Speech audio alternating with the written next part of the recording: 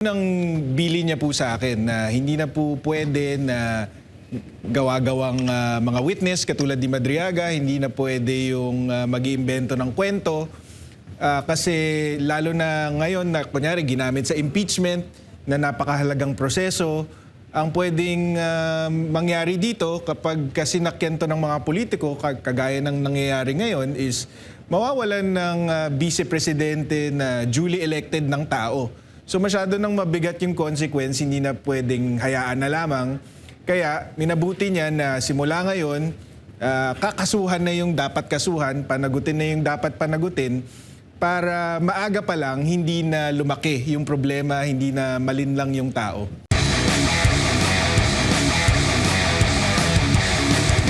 Kaklaruhin lang namin abogado ka ni Sara Duterte or Vice President Sara Duterte dito lang po sa kaso kay Madriaga?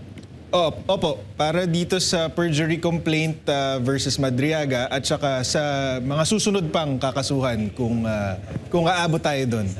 Siyempre bago tayo mag-dig in dito sa issue na ito, kami po nakikita namin na dati naman po si Vice President Sara Duterte hindi siya masyadong sumasagot sa mga issues.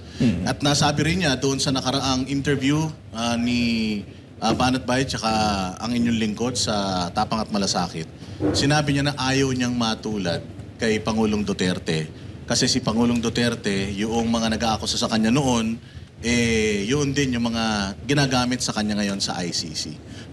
Ano pong opinion nyo tungkol doon? Tama po ba ito or hindi lang po ba ito yung una at huli na mga kakasuhan ni Inday Sara sa mga naninira sa kanya? Tama po yun. Nung una po kaming nag-ugnayan ni VP Sara, yun ang bili niya po sa akin na hindi na po pwede na gawa-gawang mga witness katulad ni Madriaga, hindi na pwede yung mag-iimbento ng kwento. Kasi lalo na ngayon na kunyari ginamit sa impeachment na napakahalagang proseso, ang pwedeng mangyari dito kapag kasinakyan to ng mga politiko, kagaya ng nangyayari ngayon, is mawawalan ng vice presidente na duly elected ng tao. So masyado nang mabigat yung consequence, hindi na pwedeng hayaan na lamang. Kaya minabuti niya na simula ngayon, kakasuhan na yung dapat kasuhan, panagutin na yung dapat panagutin, para maaga pa lang hindi na lumaki yung problema, hindi na malinlang yung tao. Attorney, kinasuhan niyo po ng perjury. Tama po. Ang tanong ng taong bayan, bakit perjury at bakit hindi cyber libel? Yung perjury, yun ang rekomendasyon natin kay VP Sara kasi yung sa cyber libel kasi or libel, kailangan merong element yun ng publication. Kunyari, hindi naman natin mapatunayan kunyari na si Madriaga pinublish niya yung affidavit niya. Malamang dyan ang abogado niya or sino mang tao sa likod niya, yun ang nag-publish nun. Kaya ayaw na nating isipin yung technicality na yun. Kaya nag-focus tayo sa perjury. Ang perjury lang naman, kailangan lang natin patunayan na sa isang sworn statement, katulad ng affidavit niya, nagsinungaling siya. At yun, madali nating mapapatunayan yun. So, pagkatapos ng perjury na yon, ano yung magiging kakahantungan nito? Ito ba maaaring gamitin bilang defense sa impeachment? O ito ay para lang patunayan sa tao na itong tao na to nagsinungaling?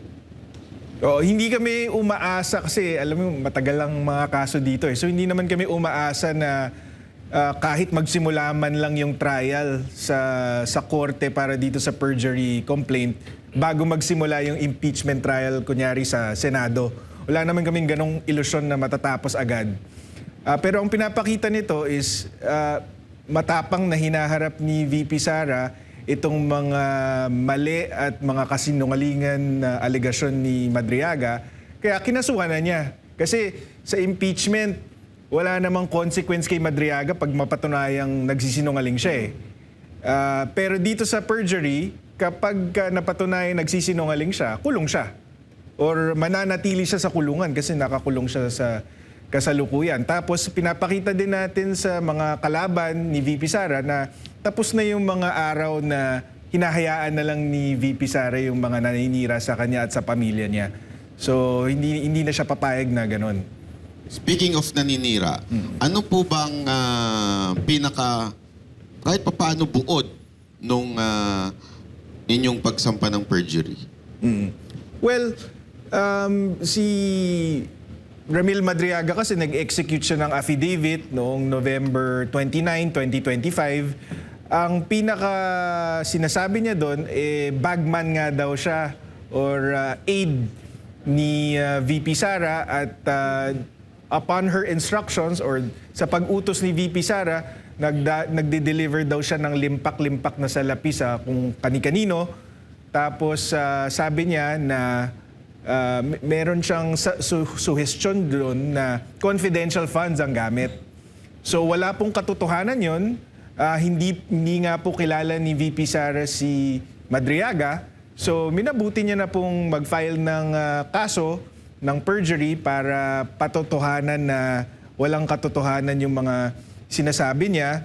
At nabanggit ko na to before, yung pag-file kasi ng criminal action sa city prosecutor yan ifa-file. Ang city prosecutor nasa ilalim yan ng DOJ. Ang DOJ nasa ilalim ng Malacanang. So alam na namin na dahil kalaban, pwedeng utusan na i-dismiss nyo yan. E di mapapahiya si VP Sara. Maiisip ng tao ngayon na, totoo pala yung sinasabi ni Madriaga. So, minabuti namin, umabot ng 340 pages yung aming complaint affidavit dahil gusto namin airtight yung complaint. Yung, bukod doon sa testimonya ni VP Sara, dinagdagan pa namin ng 7 affidavits ng witnesses, supporting witnesses. Tapos, linagay na namin lahat ng documentary evidence na makapagpapatunay na hindi sila magkakilala talaga. Attorney, kasi napansin ko dyan, meron ba kayong kasi sinasabi ni Madriaga na nagtrabaho siya sa pamilya Duterte. Meron ba kayong certificate na magpapatunay o document na magpapatunay na hindi siya pumasok o naging trabahador ng mga Duterte? Marami po. Meron kaming certification mula sa Davao City Mayor's Office or local government. Meron kaming certification mula sa Presidential Security Command na dating Presidential Security Group. Meron tayong certification mula sa Vice Presidential Security and Protection Group, sa Office of the Vice President, pati na rin sa Department of Education. Itong lahat ng opisinang to, sinasabi nila sa certification na walang Ramil Madriaga na nagtrabaho, naging empleyado, or otherwise connected with those agencies. Dun sa kwento niya kasi, kung totoo yung kwento niya, naging empleyado siya or naging konektado siya sa mga opisina na yun. Pero pinapatunayan ng mga certification na hindi totoo yun.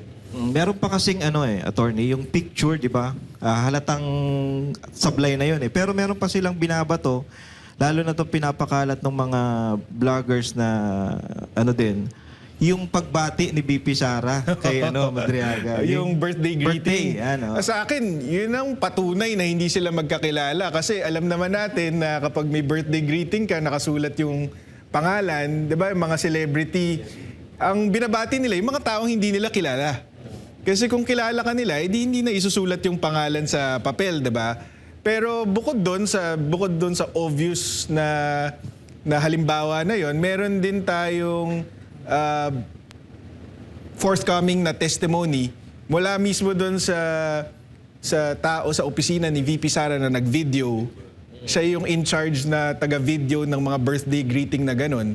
Papatunayan niya na si VP Sara ginagawa lang yun para sa mga taong hindi niya kilala. Request lang ng mga kaibigan at mga kaopisina. Nung nakaraan nagkaroon ako ng nag-birthday ako nung nakaraan Nag-request din ako kay VP ng greeting. Dumaan yun sa tamang proseso Meron talagang parang isang grupo diyan sa within Office of the Vice President na nag-aasikaso nun. So, hindi siya para sabihin na close kaming dalawa, kaya niya ako binati. So, definitely, may request yan. Opo. Binigyan ko lang ng konting sundot yung sinabi ni Attorney. Pero ba't pag ini-interview mo, parang si BP Sara close na close kayo? Hindi. Close na kami. Pero ganun yung mata mo pag Pero sigurado ako, hindi niya alam kung kailan ang birthday ko. Sigurado ako, hindi niya alam kailan ang birthday ko. Attorney, nabanggit nyo, madaling patunayan tong perjury. Actually, parang sinabi nyo nga, ito yung hulog pa ng langit Oo. para doon sa impeachment. Sinabi nyo, mali yung pangalan. Even yung pangalan, mali. Ano bang ginamit niyang pangalan at doon sa affidavit na mali? Hindi, yung pangalan kasi talaga ni Ramil Madriaga is Ramil Lagonoy Madriaga. Nandun yun sa kaso niya. Nabanggit ko na ata to before na hindi yung pagkakulong ngayon ni Madriaga for kidnapping for ransom, hindi ito yung unang pagkakataon. Nakulong na siya noong 1997 for kidnapping for ransom din, pero na-acquit lang siya sa Supreme Court. So malinaw na ang pangalan niya doon, Lagonoy, Lagonoy. Pero doon sa affidavit niya, Lagunoy ang ginamit Hindi kaya niya. typo lang? Dalawang beses niya inulit. Pero ang amin lang is ganun ka haphazard ang paggawa nitong affidavit na to na pati yung pangalan mo, nagkamali ka pa. Nabanggit nyo yung most wanted. Ito. Panglima, nabanggit pa nga ng police before na nadinig ko sa interview nyo, itong si Madriaga sa kidnapping. So, bakit ito pa ang gagamitin considering na sobrang napaka-imposible naman na gamitin ito ni BP Sara? Hindi ko alam, ganun sila kadesperado. Tingin ko kasi wala talaga silang mahanap eh. Wala silang mahanap na tao na makakapagdiin kay VP Sara.